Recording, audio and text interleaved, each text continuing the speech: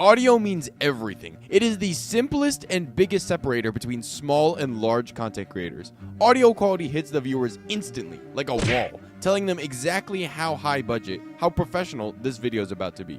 And first impressions mean everything on YouTube. Heck, a third of the people who clicked on this video have probably already clicked off. That's how quick people are to just scroll on to the next thing.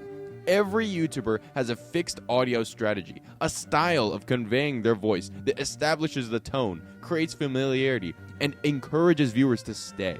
It is the largest jump in production quality that everyone needs to make to gain an audience and establish themselves as truly great content creators. And I'm going to show you how to do it.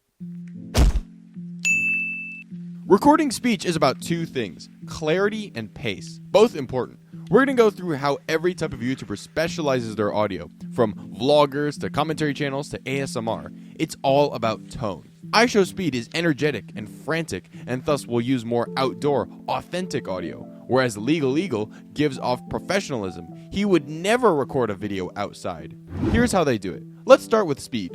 His camera crew is always close to his face, often negating his lower body or positioning, as they'll just get that later in establishing shots. His vlogs are fast, it's action-packed, there's crowds, there's shouting. He sacrifices the literal clarity of the audio to portray authenticism, to bring the audience with him. There's less editing, no swear words bleeped. In order to keep it fast, he'll often transition swiftly to music with glitch sounds and bass transitions.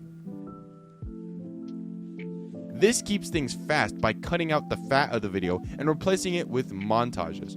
All this to make the audience feel in the moment. Next, let's go with skits and how YouTube legend Ryan Higa records audio.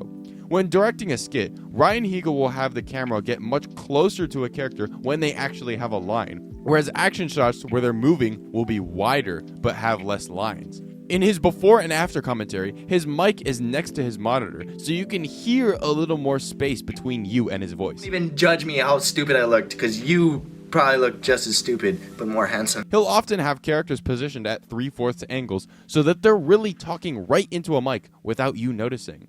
If you're trying to create a short film and you're using a boom mic, make sure the actual angle of the long end of the mic is pointed at the person's mouth, so slightly in front of the person as opposed to just at their head. Typically, boom mics are above a person because the amount of space on the sides of a frame is much larger than above.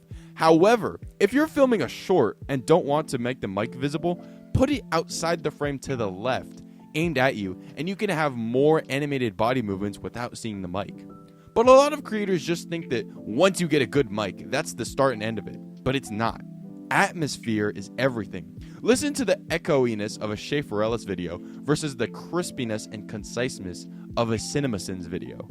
2 years ago, and then hearing it got delayed. And thus, distaste for the karaoke version of My Way begins. The microphones are not to blame, but rather their surroundings. In terms of sound design, studios will put plastic mufflers on the walls to prevent sound from literally bouncing off the walls and reflecting back at the microphone. This is how artists make music. But even if you don't have the money for a studio, you can apply the same principles. Small rooms with a brick, clay, or wood walls act the best. Try to avoid metal or super thin walls.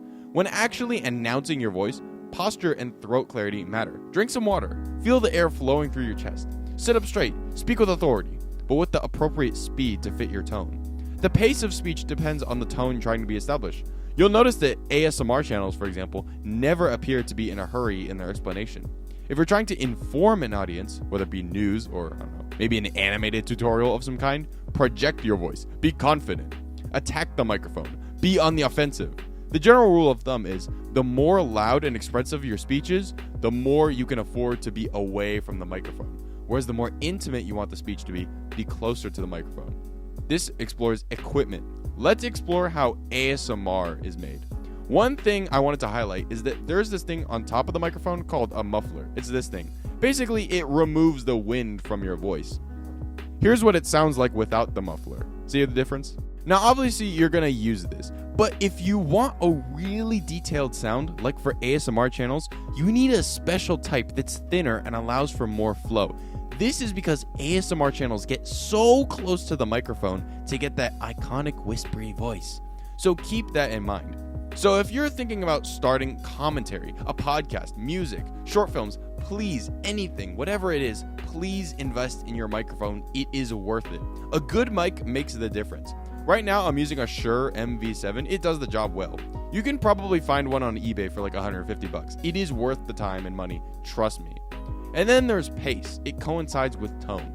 On your video, or short, or whatever content, if you want to start the video with speech, don't even give a half second of space at the beginning. You should start talking within the first 6 frames of the video. Don't do this YouTuber apology thing where they kind of mess around with the camera for about 5 seconds and give a good old sigh. Don't do that.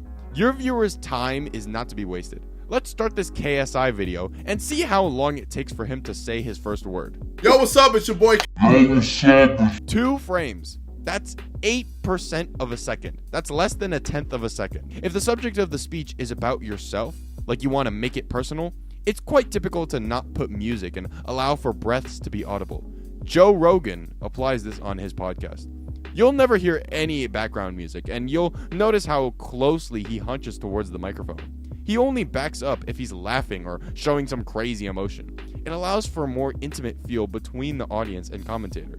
However, if you want to make a more streamlined experience that talks about the topic more so than the speaker, adding subtle background music that's 10 to 20 decibels softer than your voice can go a long way. Just make sure to run through the file and make sure that your voice is audible all the way through. Another tip, and this is just for animations, like me, you ever wonder how Jaden Animations or Domix animate their drawings over their recordings? They put audio files directly in their timelines. They both use Adobe Animate. Then insert keyframes to act as new canvases in the timeline. That way, each drawing can be lined right up with an audio clip. If you want to put your audio in Adobe Animate so you can draw over it, remember to select the whole audio file and remember to convert the sample type so it has 44/100 Hz and a bit depth to 16-bit.